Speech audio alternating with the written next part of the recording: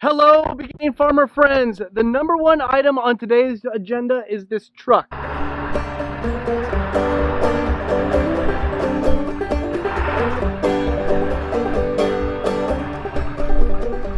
I started the truck up, went and ran over and did an errand for a second, threw some garbage away, and I came back and I noticed there was a huge oil puddle under the truck, and it was like dripping out as it was running. So we're gonna do some investigation.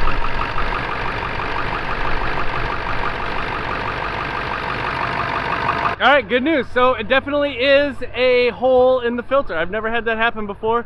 I'm thankful that's all that it is. So I'm gonna run to town, get some oil, get a filter. We'll do an oil change today, I guess. That's the first thing we're doing.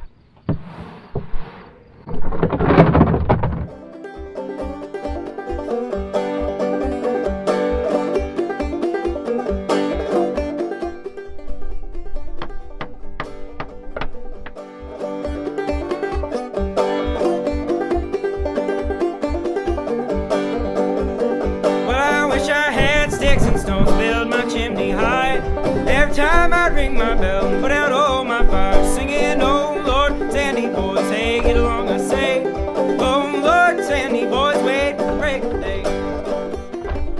One thing to know about me, if you didn't know this about me already, is that I didn't grow up on a farm. I grew up in town. The very first truck that I got, I never changed the oil and I blew it up.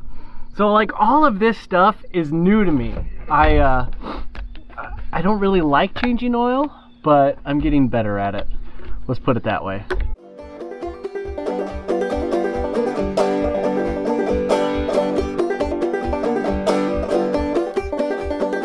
Priority number one was getting the oil change. We got that done. Priority number two was having lunch. I mean, come on, who doesn't want to have lunch? I'm gonna go do a little fence work here. I've been kind of trimming up around the electric fence and underneath the electric fence. Doesn't that look beautiful behind me? The pasture, the native prairie grasses, you know, a few weeds here and there. It is just absolutely gorgeous. That's one thing that I love about pasture raised farming and pasture farming. Oh my goodness. I'm gonna be completely honest with you. I am 12 years in, but I am still a beginning farmer. This is a pig pasture that got away from me, that I didn't get seeded last fall, that I didn't get seeded this spring, and we haven't put the pigs on yet this year, and it's just gone to weeds. So here is my plan. I'm gonna work on the fence line here. I use a pig net on this fence because there's only 3 wires of electric here, and I'm using a pig netting. So I'm gonna pull out that pig netting. I'm gonna come through, I'm gonna trim down the weeds, getting it ready to bring the pigs in. Then this fall, we're gonna put the pigs on here. We'll pull them off before winter. We're gonna reseed it. I'll work it up, I'll level out any spots that need to be leveled out, and we're gonna put a cover crop on it this fall. So I'm gonna get it ready so that as soon as we can get the pigs moved to this spot.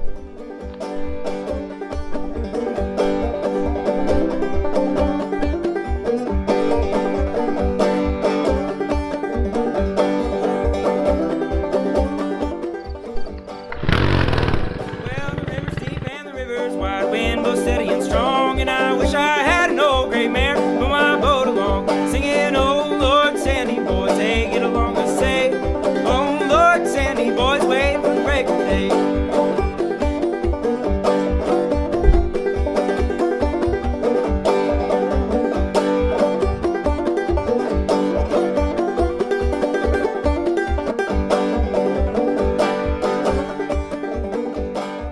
On the outside here, I've got 3 wires of high tensile electric fence. Only the top and the middle ones are hot. I could turn on the bottom one, but as you see right down here, I've got a problem with ant hills.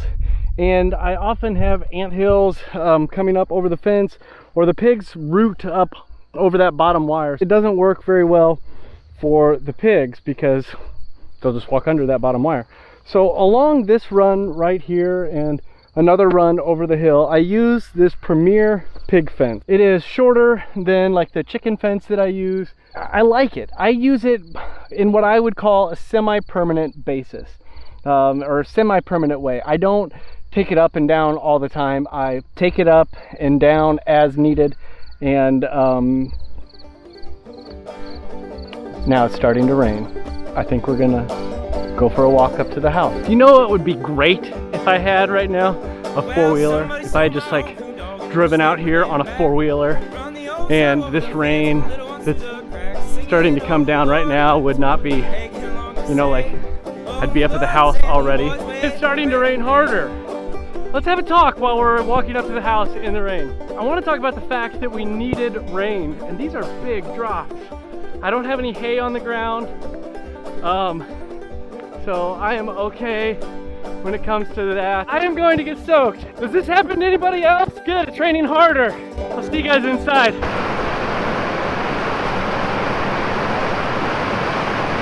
I found a spot out of the rain over here. Woo!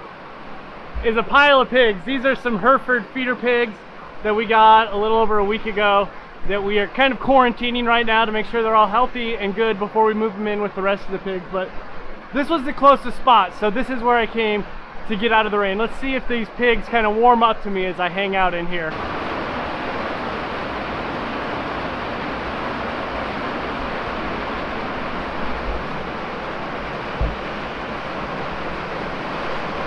Let's try not to disturb the pigs. Can we take a second to talk? Let's take a second to talk. It is raining beautifully outside right now. There's a little bit of thunder rumbling, but this rain is just coming down slowly and gently, and if it did this for the next 12 hours, that would be honestly amazing, because we could use the rain, especially this type of rain that soaks straight into the ground, down to the roots, and makes everything grow. But what I want to talk about right now is the fact that I am a bivocational pastor, or a bivocational farmer, however you want to put it. The farm is not my only job, and being a pastor is not my only job. Above all that, you know, is that I'm a father and a husband. My wife and I have 6 kids, and so we always have a lot going on.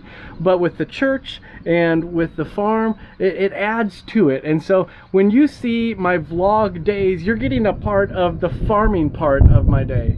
Did you hear that thunder? Oh, this is awesome. But the day has so much more in it, whether it's time with family or time at work, in town. All of those pieces come together to be part of what our farm is.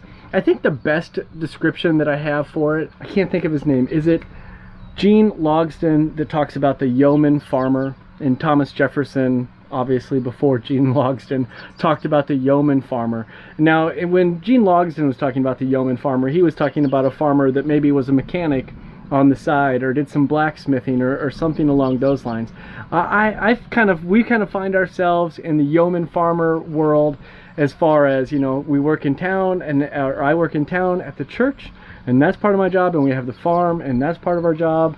You know, my wife has a huge garden as part of taking care of the homestead and the kids, and we homeschool, and so all of those things add up to busy days, but blessed days. And so I just wanted to throw that out there, so when you're watching these vlogs and you're thinking, man, he doesn't farm very much, you know, he changes the oil and he trims some weeds, and then he's done for the day. But it's because we're fitting in all of these different things throughout the schedule of the day. If you like the videos, go ahead, give them a big thumbs up, subscribe, hit that bell, all of those things. I am so thankful for all of you that are taking time to watch the videos, to comment. This is awesome. This is amazing. I'm really enjoying making these videos. I hope you are enjoying them. If you've got something that you want me to make a video about, or talk about, or show you on our farm, the Beginning Farmer Farm at Crooked Gap Farm, if you want to call it that, put it down in the comments below. I answer all the comments as best I can. Like, I answer them, but I do my best to give a good answer. So